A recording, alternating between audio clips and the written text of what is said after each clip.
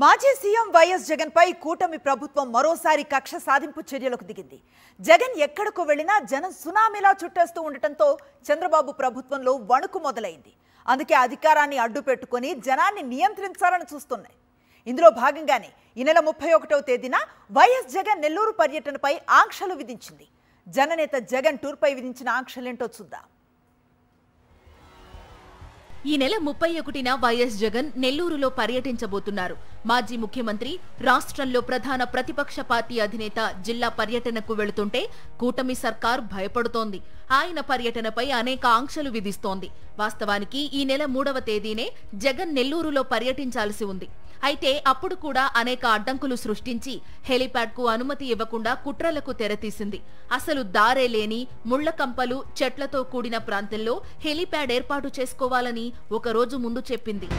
ఇప్పుడు కూడా దారి తెన్ను లేని ప్రాంతంలో హెలిప్యాడ్ ఏర్పాటుకు అనుమతి ఇస్తే వైఎస్ఆర్సీపీ శ్రేణులు అక్కడ ముళ్లకంపలు నరికి హెలిప్యాడ్ రోడ్డు మార్గం ఏర్పాటు చేస్తున్నారు. పైగా హెలిప్యాడ్ దగ్గరకు 10 మంది మాత్రమే రావాలంటూ మరోసారి ఆంక్షల పర్వాన్ని తెరపైకి తెస్తూ పార్టీ నాయకులకు నోటీసులు ఇచ్చింది.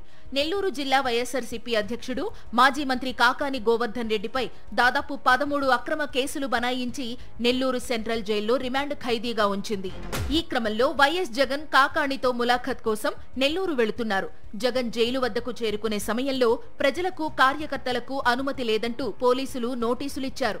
వైఎస్ జగన్ కేవలం ముగ్గురితోనే వెళ్లి కాకాణితో ములాఖత్ కావాలని అందులో పేర్కొన్నారు.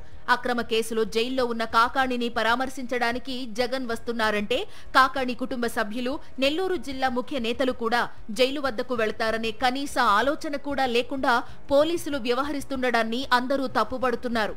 కాకాణితో ములాఖత్ తరువాత నల్లపరెడ్డి ప్రసన్న కుమార్ రెడ్డి ఇంటికి వెళ్లనున్నారు వైఎస్ జగన్.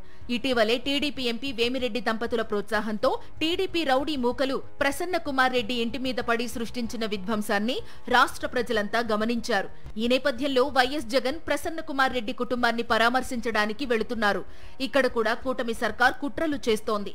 వాహనాలు, జనం సంఖ్యపై తీవ్రమైన ఆంక్షలు విధించింది. గతంలో ఇలాంటి ఆంక్షలు విధించడం వల్లనే జగన్ పర్యటన వాయిదా పడింది. ఈసారి ఎన్ని అడ్డంకులు సృష్టించినా పర్యటన ఆపేది లేదని తెగేసి చెప్పడంతో పోలీసులు కఠినమైన ఆంక్షలు పెట్టి అనుమతులు ఇచ్చారు. జననేత వైఎస్ జగన్ పర్యటనపై పోలీసులు విధించిన ఆంక్షలపై ప్రజల నుంచి తీవ్ర విమర్శలు వెల్లువెత్తుతున్నాయి.